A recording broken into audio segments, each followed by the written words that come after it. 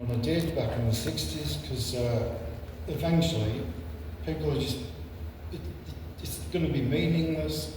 You should be able to write your own stuff. You don't even, it's like I started a fiction book, and I just thought, how can I begin it? And I wrote how I was going to begin it, and I just thought, how would AI do it? And I put it into the AI thing, and it wrote it for me, this whole new paragraph. Musicians are doing that now, and to me, music has to come from your soul, and that's the way we started. We didn't, you had, if you wanted to make, there was no synthesizers or anything like that. If you wanted to make a different sound, you'd have to invent it yourself, not just get on your computer and do it. So that's why I think I still listen to music from long ago, 60s, the 70s, and 80s stuff. Absolutely. Thanks a lot. God bless you. Thank you for coming so much. I appreciate it. Hi Geezer, first I want to say that I'm a huge fan. I was raised on classic rock and metal and Black Sabbath. I think I'm kind of obviously a bit younger than most of the crowd here. But first off, I just want to say thank you. I'm very glad that I was raised with that sort of music opposed to some of the stuff that's being put out now. But in my journey of looking more in depth into your discography, one of the albums that's really piqued my interest is Dehumanizer. And partially because of my buddy here behind me. But I was wondering, what were some of your key inspirations at the time for that album, and what was kind of the collective creative idea for that album going into that? I think that was with Ronnie, wasn't it? Yeah, Ronnie had just come back to the band, and I'd written a song called Computer God, and it was about how God is the ultimate computer, and we're just like programs, and eventually we'll become the ultimate program. So I was explaining that to Ronnie, and he liked that thing, and that's, the whole album sort of went in that kind of direction. The computer age, before that, none of us had computers or anything. That was the first album. Everybody was like, I've just tried these computers now, laptops and everything. And just to reflect that. Awesome. Thank you very much. Thanks, sir. Cheers. How you doing, Geezer? Good, how are you? I've been listening since I was 4 years old. You brought me closer with my father. Listening to your whole discography from Sabbath. I just want to say thank you for just everything. But yeah, like I said, piggybacking off of my brother, Dehumanizer, another one of my personal favorite Black Sabbath albums.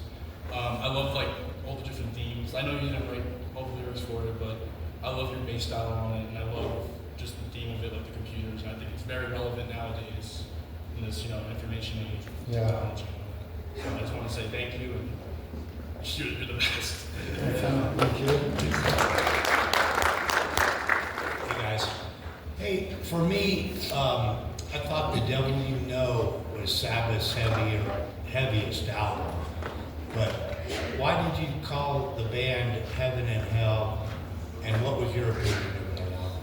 Because we just got back to the original band back together, and we didn't want to confuse everybody, because Ronnie came back to the band.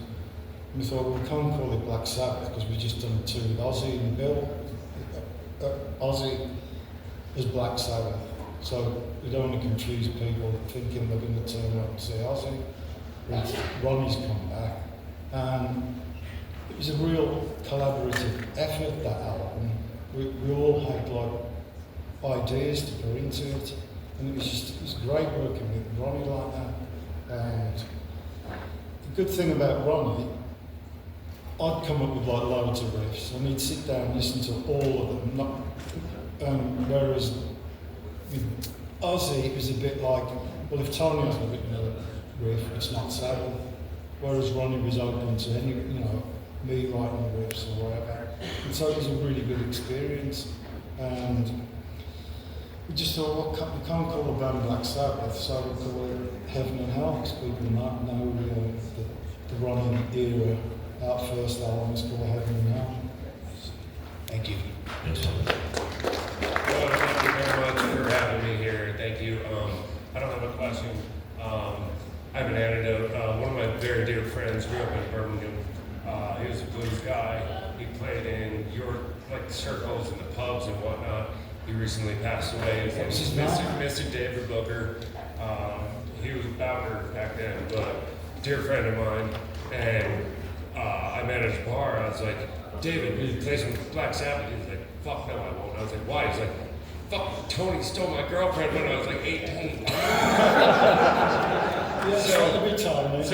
That's my just story. My friend, like I said, his name's David Booker, blues guitarist here in Denver for many, many, many years, but came from Birmingham and played in the same circles as you guys did back in the day.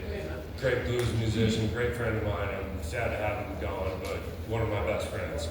So thank you very much. Appreciate you guys. Thank you. We got a cap. Nobody else get in line. We gotta get this man home. So. You said you played a P bass on Paranoid, and I was wondering if it was the same P bass on the first album, and what other gear you played through. Like I read a JCM 800 guitar amp maybe, and in particular NIB, if there was flange or anything like that. The first album was an old P bass that I had, and I swapped it. I stupidly swapped it for a new P bass for the Paranoid album because it wouldn't stay in tune because it was so old, and just for that reason. Was it a 50s P bass? Is that? I think it was early 60s. Thanks, man. Hi, just a quick question about the Born Again album that you did with Gillen from Deep Purple on vocals. The song Trash was the first song. There was a great video for it. I've heard like 30 bootlegs from that tour, and that song never gets played. Did Sabbath ever play the song Trashed, and if not, why? God, I can't remember. We must have done it because that was one of the better songs off the album. I'm not sure. Okay. I guess one last quick one. Is Digital Bitch about Sharon?